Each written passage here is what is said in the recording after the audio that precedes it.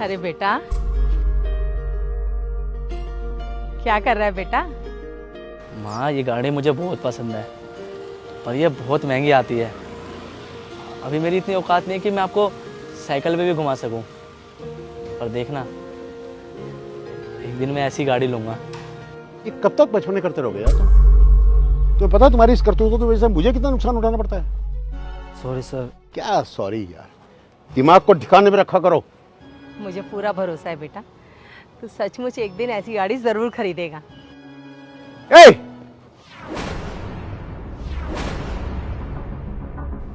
What the hell are you doing this? क्या कर रहे हो तुम? तुम्हें पता है कितनी महंगी गाड़ी है ये? और किस अपने की गाड़ी से बच के इसको टच कर रहे थे तुम? एक स्क्रैच भी लग गया ना, एक खरोच भी आ गई तो तुम्हारी पूरी जिंदगी चली जाएगी इसे ठीक करवाने में। चलो पीछे हटो, दबाओ। माफ करना साहब, गलती हो गई। चलो माँ। गलती हो गई, औकात नहीं है तुम्हारी इस गाड़ी को टच करने की, समझे तुम?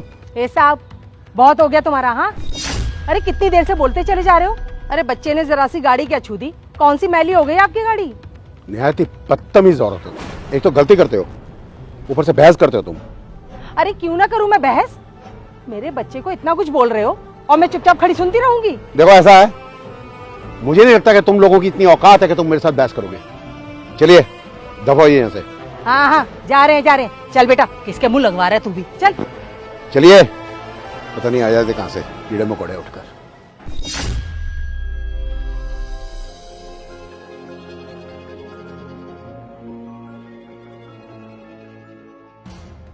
अरे सुनो,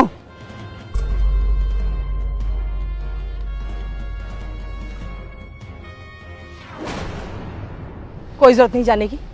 अरे पहले इतनी बातें सुना दी, अब पता नहीं और क्या सुनाने के लिए बुला रहे हैं। चल तू। एक बार आओ तो आओ, एक बार। माँ तुम चलो।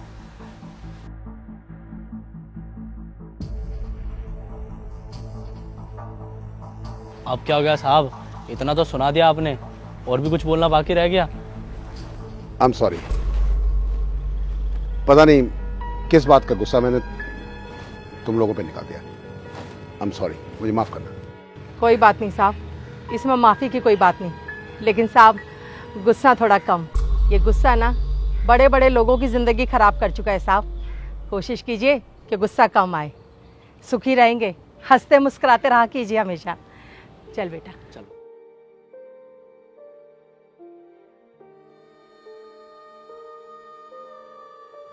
यार नितिन, हाँ जी सर।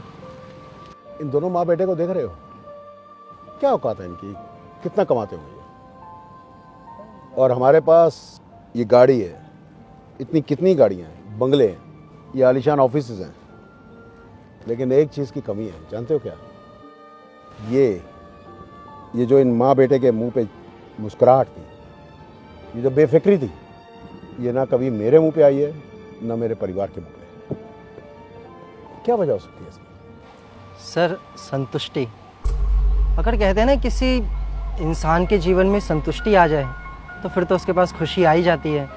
और इन लोगों में क्या है कि संतुष्टि किस बात की है कि ये लोग एक दूसरे के साथ हैं, और साथ होने से किसी दुख तकलीफ़ का पता नहीं चलता। और देखा जाए तो अगर दुख तकलीफ़ आता भी है तो उस दुख में ही एक दूसरे के साथ हो जाते हैं, और साथ होने से बड़ा पहाड़ भी टूट जाता है, तो फिर दुख की क्या औकात। सर, ये लोग पैसे से ज़्यादा परिवार को अहमियत देते हैं, इसलिए ये लोग खुश रहते हैं। ये बात तुमने ठीक की नितिन।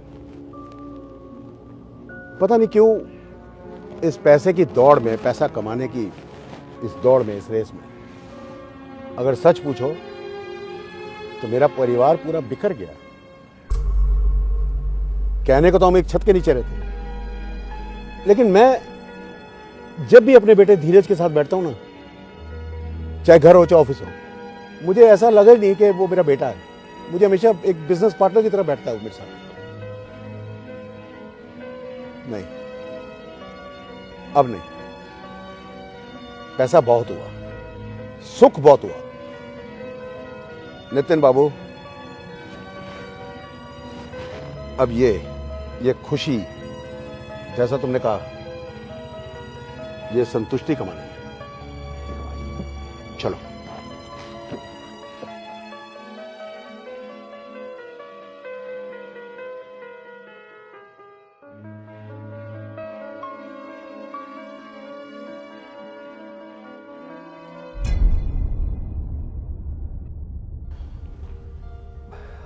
जी पापा, आपने बुलाया?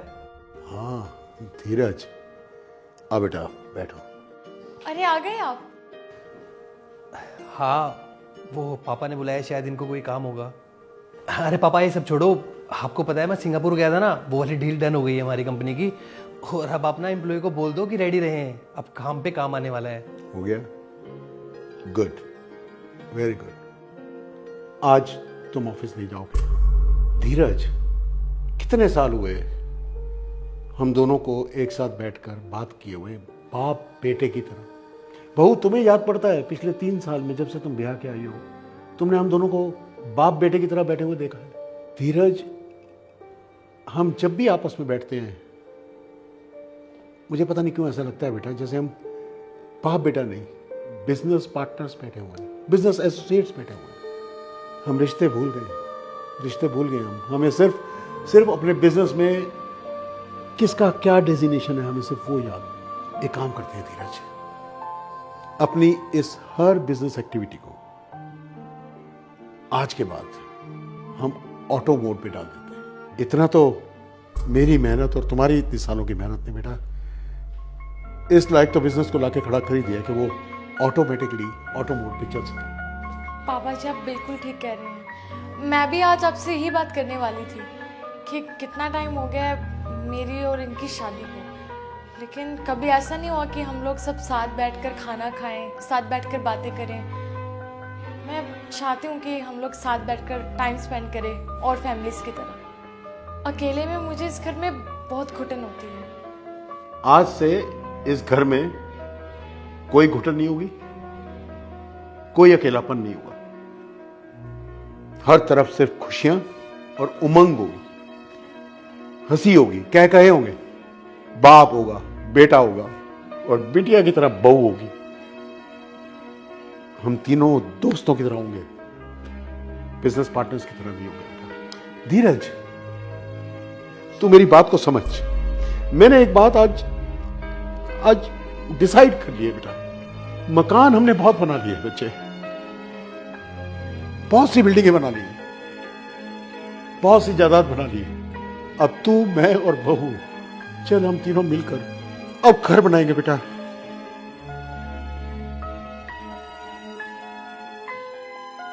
ठीक है पापा, आप जैसा बोलोगे मैं वैसा ही करूँगा। और आज तक घर में आपकी बात किसी ने ना टाली है और ना ही टालेंगे।